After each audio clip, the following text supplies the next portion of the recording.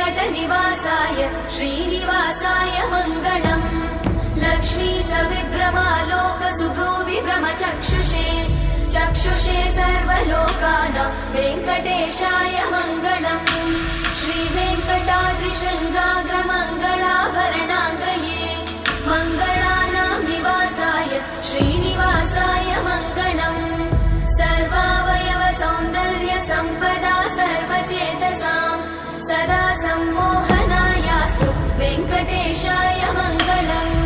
नित्याय निरवध्याय सत्यानन्दचिदात्मने सर्वान्तरात्मने श्रीमद् वेङ्कटेशाय मङ्गलम्।